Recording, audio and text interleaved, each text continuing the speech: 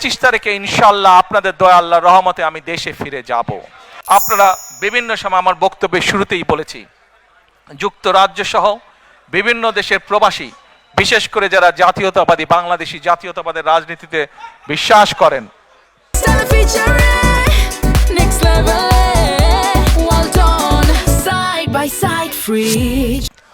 আপনারা বহু মানুষ বিভিন্ন সময় আমার পরিবারের দলের বিপদের সময় আমাকে মানসিকভাবে সাহস দিয়েছেন, সহযোগিতা করেছেন, সমর্থন জুগিয়েছেন।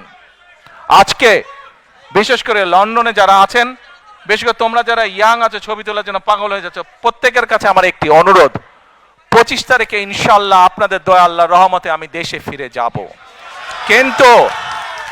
কিন্তু এখানে উপস্থিত, এই ঘরে উপস্থিত প্রত্যেকটি মানুষের কাছে আমার অনুরোধ, দয়া করে কেউ আপনারা এয়ারপোর্টে সেদিন যাবেন না।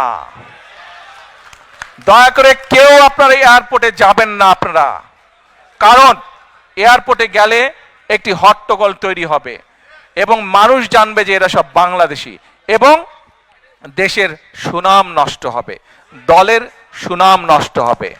যারা এয়ারপোর্টে যাবেন না, যারা সেদিন এয়ারপোর্টে যাবেন না, আমার আজকের এই অনুরোধ যারা রাখবেন, আমি ধরে নিব তারা দল এবং সর্বোপরি দেশের সম্মানের প্রতি মর্যাদা রাখবেন।